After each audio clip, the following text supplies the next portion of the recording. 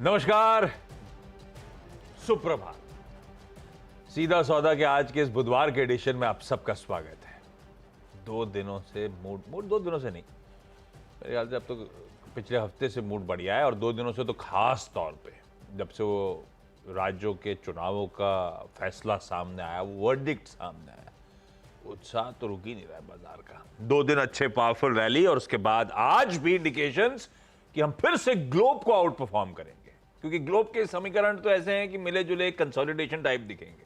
चाहे एशिया देखेंगे, ऐसे ही कामकाज हो रहा है, यूएस में भी फंसती रहा, तो हम आउट परफॉर्म कर रहे हैं। और आउट परफॉर्मेंस का रीजन हम सबके लिए एकदम क्लियर है। आधे % के उछाल के साथ 100 पॉइंट ऊपर गिफ्ट निफ्टी खुलने की इंडिकेशन दिखा रहा है। क्विकली दिखाई हमारी पिच। 2 दिनों से बॉल टप्पा ही नहीं खा पा रही। कल तो खाई, मिडिल ओवर्स में खाई थी टप्पा, थोड़ा सा बैट्समैन को परेशान करा, उसके बाद फिर बैट्समैन ग्रिप में, मतलब इधर हावी है। आज की पिच वही है, तो पिच का इस्तेमाल हो ही नहीं पा रहा है ज्यादा। तो बॉल गिरे गिरे, लोग भागे दौड़े तो पिच थोड़ी उखड़े। अभी क्या चकाचक चली जा रही है, चारों तरफ से कायनात लगी हुई है इसमें संभालने के लिए पिच को। एकदम बल्लेबाजों के फेवर में। करो जो कुछ कर सकते हो, तो वैसा ही हो रहा है। मुझे लगता है बहुत बहुत बहुत तेजी है इसमें। डायरेक्टर साहब ने मदद करी है। ये जो स्टंप और गिल्ली है ना, ये सब जुड़ी हुई है। जब तक गिल्ली गिरे ना, तब तक आउट नहीं होता। गिल्ली गिरेगी नहीं, गिल्ली गिरेगी नहीं, वो तो उसमें फिक्स्ड है। स्टंप तो ठीक कराओ यार। आप लोग बताओ कैसा है। इसको गिराने के लिए इनको फुटबॉल से बॉलिंग करनी पड़ेगी, और फुटबॉल बॉलिंग करो तो बहुत जोर से मारेंगे, क्योंकि इतनी बड़ी बॉल दिख रही मुझे, तो आप आउट कर ही नहीं पाओगे। तो खैर, पिच रिपोर्ट अगर आप यूएस से लेना चाहते हैं तो वहाँ से भी बहुत अच्छी पिच रिपोर्ट है, कोई दिक्कत नहीं है। और सबसे मदद तो हमको खाड़ी देशों से मिल रही है। कच्चा तेल एकदम $77 पे आ गया है, और क्या चाहिए आपको। हम मतलब हमारा जो आरबीआई है वो तो कितने ऊपर की डिस्काउंटिंग करके चल रहा है, 85-90 तक की। सरकार 75 पे करके चल रही थी, और उसी के लेवल के आसपास है। तो आप ये मान के चलिए कि इस वक्त बाज़ार के लिए सब कुछ बहुत अच्छा है। और जो सबसे बड़े जो चेंजेस मैं कह रहा हूँ कि जैसे S&P ने अपग्रेड किया, वो कह रहे हैं 2030 तक आप 3rd लार्जेस्ट बन जाएंगे। अगले 3 साल तक वो आपकी जो ग्रोथ रेट है उसको सस्टेन बेसिस दे रहे हैं। ये जो बदलाव होता है, ये अपग्रेड बहुत बड़े होते हैं, क्योंकि 0.1% में GDP बढ़ने होता है $1 ट्रिलियन। तो ये ध्यान रखिएगा। तो हमें लगता है कि इसकी वजह से बहुत मजबूती है। और यूएस में उनकी अपनी जॉब रिपोर्ट कमज़ोर आई है, नौकरियां कम है, वहाँ पे ठंडा पड़ रहा है, तो जॉब कट की संभावना और बढ़ रही है। तो कुल मिला के ये संकेत आपके लिए बहुत पॉजिटिव बनते जा रहे हैं। तो उठो, जागो और बल्लेबाजी करो। चलिए भाई, अब चलिए बढ़िया स्टॉक्स लेकर आता हूँ। अब उस अपने ने तो क्या है, खबरों पे चल रहा है, ज्यादा पिच पे दिमाग नहीं लगाते। अपने को जो परफॉर्मर प्लेयर्स हैं या बॉलर्स अच्छे हैं वैसा रखा है। अब देखते हैं बाजार में मूड कैसा है, उस पर आप गौर करिएगा। सिर्फ खबरों को लाल और हरा कर रहा हूं मैं तो। पहला है आयन एक्सचेंज। अच्छी खबर है इस कंपनी के लिहाज से। आईसीसी यानी कि इंटरनेशनल चेंबर्स ऑफ कॉमर्स, उसके ट्राइब्यूनल ने एक एथिजन इंक का क्लेम था। आर्बिट्रेशन प्रोसीडिंग्स चल रही थी। एथिजन क्या है? यूके की एक फार्मास्यूटिकल सप्लाईज और डिस्ट्रीब्यूशन कंपनी है। उसके साथ एक आर्बिट्रेशन चल रहा था, जिसमें एथिजन का कहना था कि इन्होंने रॉन्गफुली कॉन्ट्रैक्ट टर्मिनेट करा था और टर्म्स ऑफ एग्रीमेंट को ब्रीच करा था। और आर्बिट्रेशन का क्लेम था 1.8 करोड़ US डॉलर्स, यानी कि हमारी करेंसी में करीब 150 करोड़ रुपए के आसपास। वो आईसीसी ने खारिज कर दिया है। इनफैक्ट सिमिलर अदर क्लेम्स और रिक्वेस्ट जो पार्टीज की थी वो भी खारिज कर दी गई है। तो आयन एक्सचेंज के लिए एक सरदर्द खत्म, खबर अच्छी। मैं इसको ग्रीन लेके चल रहा हूं। ये बाजार बंद होने के बाद अपडेट आया है। स्टॉक कल 3.5% ऑलरेडी चढ़ा हुआ था। खैर इसमें कुछ ऐसा नहीं, जो आर्बिट्रेशन वाले होंगे उन्होंने फोन करा होगा, बताइए अरे ऐसा वर्डिक्ट आया, अच्छा तो हिंदुस्तान को स्मार्ट ट्रेडर ने खरीद लिया, ऐसा हो सकता है। लेकिन जनरली पब्लिक के लिए बाजार बंद होने के बाद खबर आई है, इसमें मैं ग्रीन रखता हूं, खबर अच्छी है। दूसरा, पावर ग्रिड को ग्रीन लेके चल रहा हूं। यह कंपनी सक्सेसफुल बिडर बनी है एक इंटरस्टेट ट्रांसमिशन सिस्टम प्रोजेक्ट के लिए, जो टैरिफ बेस्ड कॉम्पिटिटिव बिडिंग हुई थी। बढ़िया, बहुत अच्छे मूव्स, मोमेंटम एंजॉय कर रहा है ये स्टॉक। ये स्टॉक क्या है, ये सेक्टर है एज सच। और एक्सपर्ट से अभी भी बातचीत करो तो उनको कंफर्ट कुछ सिलेक्टिव सरकारी कंपनीज में आज भी आता है, जैसे कि पैनल पे एक्सपर्ट जोड़ते हैं, एनटीपीसी की बात करते हैं। एक ही दिन अभी परसों नरसों पावर सेक्टर के एक्सपर्ट आए थे, तो ये सरकारी आज भी इन कंपैरिजन अट्रैक्टिवली प्लेस्ड है अगर वैल्यूएशंस के कंफर्ट वगैरह देखने हैं। और खैर सरकारियों तो इन फ्लेवर बनी हुई है। तो पावर ग्रिड को ग्रीन लेके चल रहा हूं क्योंकि सक्सेसफुल बिडर के तौर पे सामने आए। ऐसे ही एक अनमोल इंडिया को ग्रीन लेके चलता हूं। कल शाम को अपडेट आया, कोल इंडस्ट्री का इंडेक्स अक्टूबर में 18.5%, 18.4% का जंप दिखा रहा है। यह दिखाता है किस तरह की रिमार्केबल ग्रोथ कोल सेक्टर में देखने को मिल रही है। प्लस ध्यान रखिएगा 8 कोर सेक्टर इंडस्ट्रीज का जो डेटा है बेहद स्ट्रांग है। पावर डिमांड अक्टूबर में कहा गया है 21% का साल दर साल जंप दिखा रही है। और सेंट्रल इलेक्ट्रिसिटी अथॉरिटी कहती है, फोरकास्ट जो कर रही है, all India peak power demand 256 gigawatt पहुंचती हुई नजर आएगी सितंबर में 2024-25 के लिए। इस तरह के प्रोजेक्शन सामने आ रहा है। ये company is in the business of coal trading, green रखा है। कोल इंडिया में ऐसी पढ़ रहा था, गजब के रिटर्न्स। पिछले महीने किसी एक स्टॉक में सबसे ज्यादा अपग्रेड्स आए हो एनालिस्ट के, तो वो कोल इंडिया था। खैर इस कंपनी को रखते हैं, कोल इंडिया नहीं, पावर ग्रिड सरकारी कुछ रख ली थी, अनमोल इंडिया को ग्रीन लेके चल रहा हूं। 3 हो गए, तीनों हरे में। 3 हो गए आपके? Oh yes. वैसे मैंने बहुत बार 10-20 बार बोला कि पावर सेक्टर में बहुत बड़ी तेजी है। चाहे वो पावर फाइनेंसिंग कंपनीज में पीएफसी, आरईसी, कोल इंडिया, सर उसका रीजन है, मैं बता रहा हूँ। मैं किसी दिन एक वीडियो बनाऊंगा कि इन्वेस्टर्स को क्या देखना चाहिए। वो मेरे पास एक फार्मूला है, मैं किसी दिन डिस्क्लोज करूंगा। आप इलेक्ट्रिसिटी एक्ट पढ़िए ना, आप कन्विंस हो जाएंगे कि पावर सेक्टर में क्यों बहुत बड़ी तेजी बनेगी और यहाँ से बहुत बड़ी तेजी बनेगी। खैर डिटेल में बात करेंगे, इसलिए कोल इंडिया, अनमोल, सब सारे स्टॉक्स में एक रैली बनेगी एक्चुअली। 10-15 साल की रैली बनी इसमें। खैर तो उधर नहीं जाते, अपनी टीम पे आते वापस। तो एक एनर्जी का एक दूसरा प्ले भी है सर, कच्चे तेल वाला, जिसको ये पूरे बास्केट को अगर आप एनर्जी लेंगे तो उसमें कन्वेंशनल ऑयल, मतलब जो ज़मीन से निकलता है वो वाला तेल, कोयला, ये सब है। क्रूड ऑयल कितना गिरा, 77 पे आ गया।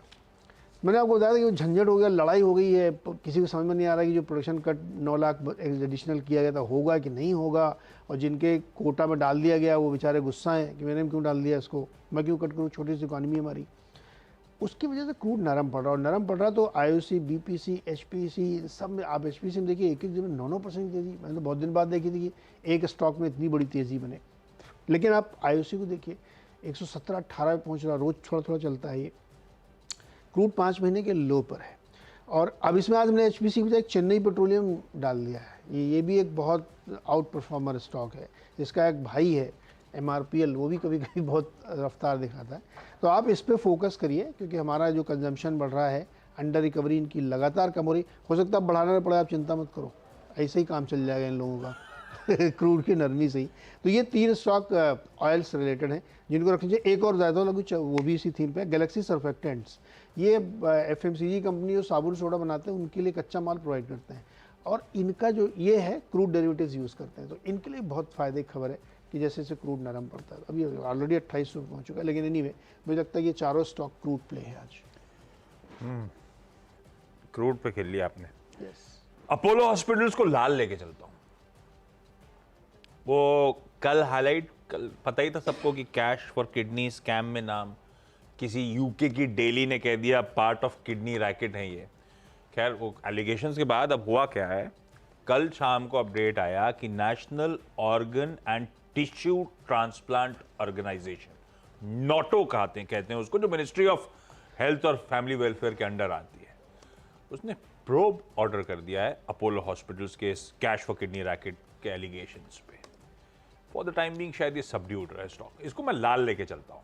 कल के अच्छे बाजार में भी पस्त था, कल ऐसा कोई मीनिंगफुल करेक्ट नहीं हुआ, बहुत अच्छा चला हुआ स्टॉक है, पर ठीक है अच्छी पेडिग्री है, लेकिन अभी थोड़ा सा क्वेश्चन मार्क लग जाता है, तो लाल रखा है आज की ट्रेडिंग सेशन। अब 2 स्टॉक्स एक ही कड़ी से जुड़े हुए हैं। पता था सबको हिंदुस्तान जिंक में अच्छी तेजी बन चुकी है भाई साहब, ये ध्यान रखिएगा, फिर भी ग्रीन लेके चल रहा हूं क्योंकि आज वो बोर्ड मीट वाला दिन आ गया है। आज बोर्ड इंटरिम डिविडेंड, मेरे ख्याल से इस फाइनेंशियल ईयर का सेकंड इंटरिम डिविडेंड है जिस पे बोर्ड विचार करने जाने वाला है। मीठी होना चाहिए ऐसा अजम्पशन है। अब देखते हैं, अब बहुत ज्यादा कैश तो बचा नहीं है सिस्टम में इसके पास, पर ऑफ लेट पिछले कुछ सालों में 6 रुपए से लेकर 26 रुपए तक का डिविडेंड डोल आउट हिंदुस्तान जिंक कर चुका है। इसके अपर थ्रेशोल्ड के आसपास आया तो स्ट्रीट को मजा आएगा। खैर देखते हैं, आउटकम अननोन, अनसर्टेन, अजम्पशन की शायद मीठी हो। हिंदुस्तान जिंक रखते ग्रीन है, पर ये ऑलरेडी मंडे खबर आने के बाद से ऑलरेडी स्पाइक स्टॉक दिखा चुका है। जिसने स्पाइक नहीं दिखा पाया है, जो अपनी सरदर्द में फंसा हुआ है, वो है वेदांता। मैं उसको भी ग्रीन लेके चलता हूं। वेदांता ग्रीन लेने का सिंपल लॉजिक ये है कि हिंदुस्तान जिंक की प्रमोटर एंटिटी वेदांता है, लिस्टेड कंपनी जो वेदांता है वो हिंदुस्तान जिंक की प्रमोटर है। हिंदुस्तान जिंक में इनका 65% के आसपास का स्टेक है, तो जितना डिविडेंड डोल आउट वहां से होना है इनके पास आना है। देखते हैं, मेजॉरिटी इनके पास आना है। इनके लिए लेकिन अलग इश्यूज हैं, इनके सरदर्द कुछ और ही हैं 2024-25 के, वो रीपेमेंट से शेड्यूल दोनों रखते हैं रडार पे। दोनों फॉर द टाइम बीइंग आज के सेशन के लिए मैं ग्रीन लेके चल रहा हूं। तो अपोलो लाल है, बाकी ये दोनों इन ग्रीन। 6 संपला। ओके, तो अगले 3 अगले 2 हाँ संपला क्या, इसमें एक और पावर है। पावर क्या, दोनों मोमेंटम वाले था। CSC कल पता नहीं क्या हुआ, 7% ऊपर था स्टॉक। मोमेंटम चेस किया जा सकता है इसको, लगातार इसमें एक तेजी बनी है। देखिए 7.5%, 117 चले ही जा रहा है भाई साहब। ये पता नहीं, मुझे खबर इसमें कुछ है नहीं, पता नहीं चली हमें, लेकिन अगर मोमेंटम चेस कर रहे हैं तो इसमें किया जा सकता है। कुछ टैरिफ बेस्ड वो चल रहा है, अगर वो अप्रूवल आ गया स्टेट गवर्नमेंट से वहाँ पे। इनका एक ग्रेटर नोएडा में है, ये मैं तो कोलकाता वाला कह रहा था। हाँ, ग्रेटर नोएडा में क्या? ग्रेटर नोएडा में ये बिजली सप्लाई करते हैं। इनके पास ठेका है। वो शायद रिन्यू होना है, कुछ रिनेगोशिएट होना था, हो सकता है वो। मे भी, मैं श्योर नहीं हूँ मैं। कुछ टैरिफ रिलेटेड है जो स्टेट एंटिसिपेट कर रहा है कि इस बार आएगा, तो इसके भी वारे नारे हो जाएंगे। अंडर परफॉर्मर था बड़ा वाला, तो भाई ये देखो मोमेंटम पैसा तो चैनलाइज हो रहा है। दूसरा 6वां स्टॉक है ब्लू स्टार। इस स्टॉक ने वाकई सरप्राइज किया पूरे मार्केट को, पूरी इंडस्ट्री को। 850 पे इन्होंने QIP किया, उसी दिन 8% चला और आज 1000 पार पे खड़ा है। तो ये भी मोमेंटम चेंज कर सकता है। कल भी 3% चला था। ब्लू स्टार ने वाकई जो कैपेक्स वैक्स का प्लान आगे कर लिया है, उससे इनको आगे डेट नहीं लेना पड़ा, इक्विटी से रेस किया इन्होंने, तो इसको मोमेंटम चेंज करिए। इसमें कोई खबर नहीं है, सिर्फ मोमेंटम प्ले है दोनों। 6 हो गए, फटाफट ब्रेक के बाद अगले 4 स्टॉक्स। बार फिर से आपका, और अगले जो 4 स्टॉक्स हैं उसमें 2 और हैं जो मोमेंटम प्ले वाले हैं। एक तो है जम्मू एंड कश्मीर बैंक, सरकारी बैंक है, छोटा बैंक है। ये भी देखिए धीरे धीरे चलते चलते कहाँ पहुँच गया, दिखाइए जरा चार्ट दिखाइए। 118 के आसपास होगा मेरे ख्याल में। तो एक तो बैंक में वैसे ही बहुत बड़ी तेज़ी बनती हुई दिख रही है, प्लस छोटे बैंक और सरकारी बैंक ये 116 रुपये पे है। लगातार मोमेंटम बना हुआ, 1 महीने में 9% की रैली। ये और बड़ी दिखाएंगे तो बहुत बड़ी रैली है। तो केवल मोमेंटम प्ले है इसमें, और कुछ नहीं। छोटे सरकारी बैंक चल रहे हैं तो वहाँ पे ध्यान दिया जा सकता है। इसके बाद एक दूसरा मोमेंटम प्ले BHEL का, इसको भी देखिए 170-78 के आसपास, 75 के आसपास शायद पहुँच गया है। ये भी मोमेंटम प्ले है, लेकिन इनके पीछे स्टोरीज बैक्ड हैं। जैसे जब BHEL की आप बात करें तो आप कैपिटल गुड्स की बात कर रहे हैं, 120% चला 1 साल में, दुगना से ज़्यादा हो गया है। तो वो जो स्ट्रॉन्ग स्टोरी है ना, उसके आधार पे हमको लगता है इसका मोमेंटम भी आप प्ले कर सकते हैं। अब चूँकि आजकल फ्लेवर में है सरकारी कंपनियां, तो वो भी एक तड़का मिलता है। 9th स्टॉक है एशियन पेंट्स। इसमें मैक्वेरी ने अपनी एक रिपोर्ट दी है और आउट परफॉर्म की कॉल, टारगेट 3800 रुपये।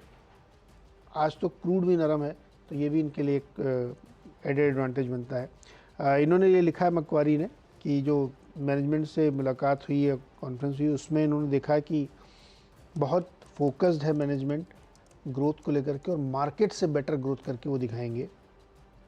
डबल डिजिट वॉल्यूम ग्रोथ की एक्सपेक्टेशंस हैं, जो अभी क्वार्टर चल रहा है, इसके बाद जो कर रहा है, मतलब H2 में डबल डिजिट ग्रोथ ही दिखाएंगे। और इनको कोई बहुत ज़्यादा दिक्कत आती हुई दिख नहीं रही पेंट सेक्टर में, कंसीडरिंग कि एक नया प्लेयर भी आ रहा है।